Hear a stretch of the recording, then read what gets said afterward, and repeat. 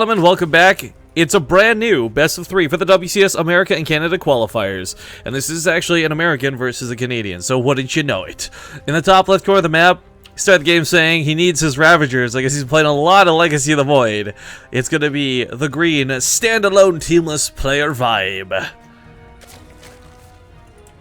In the top right, as the red Zerg, it's IVD's NoRegret. IVD no longer exists though. But he's proud of it, so I'm gonna call him IVD. I kind of feel like it's just lazy. Not taking the time to swap clans.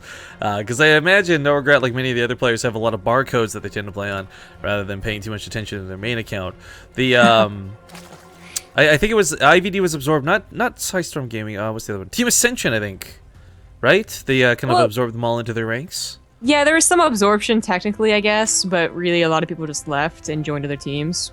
Well, I'm pretty sure anyone with the IVD tag still probably knows Team Ascension. I'll have to Google it afterwards, of course. But ZVZ, we haven't actually seen ZVZ in a while. We didn't get a lot of that during any of the qualifiers actually up to this point. But I see a couple of good ZVZs. NoRegret did just beat Scarlet, getting past that first round. I don't know who ViBE's opponent was.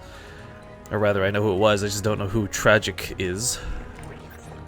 Yeah, either. Of course, Scarlet not up to what she used to be, so it's not really all that surprising she's getting knocked out in every of these qualifiers. And ZVZ can also be very easily a bad game, you know? Not that you're bad at it, but just, you know, one Baneling hit and it turns into a very, very bad game for you.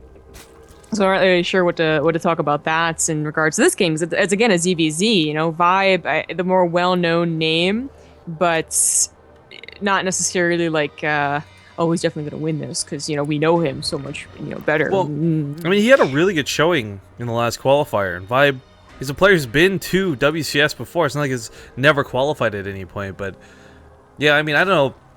Like, living with Livy, kind of going off and playing Diablo for a while. Really, you know, leaving Root Gaming and just kind of being his own guy. Kind of put him more on the casual side of the scene.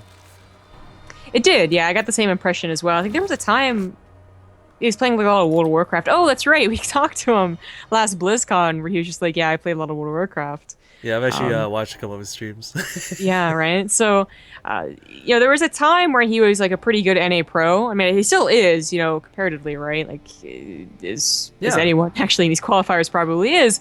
But there was a time where he was, you know, in the very first WCS, he was the runner-up. I mean, back when it wasn't the WCS that we know now. Well, I think the other part of that too is like ViBE has always been a guy who's kind of been one step ahead of most. Even like if he, okay, this is gonna sound really dumb to phrase it like this, but even if he was behind, he'd probably be on even footing with everybody else, type thing. You know, he's the first one we saw use the roaches in a really cool way. He was not exactly the first one to use mutas, but he was using them quite well when he did. It's just anything about Zerg with this guy has always been pretty impressive in my books. And it kind of goes back to that thought process earlier with Illusion. Like, you know, are you really getting used to riding a bike, or have you been riding the bike the whole time? Interesting question. Well, we do have a lot of lanes on the way for NoRegret. He's going to test ViBE's micro skills here. His Baneliness is going to be a lot faster. ViBE's got to buy some time to get his own Baneling, so this won't be a comfortable fight for a little while longer. In fact, no Spawn Caller either. It's going to be very difficult, and only 2 queens.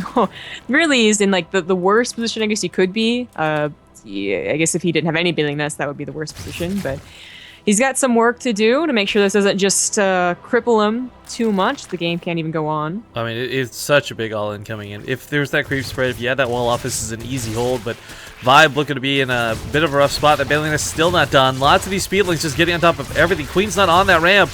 And while he is killing a good chunk of lings, it's not enough. Baneliness is done. Here comes 26 more lings, but now he's got some Banelings to dance around for his opponent. No speed on this side just yet. So close to coming out. But the timing was too perfect. GG. NoRegrets. What a surprise. Wins with an all-in.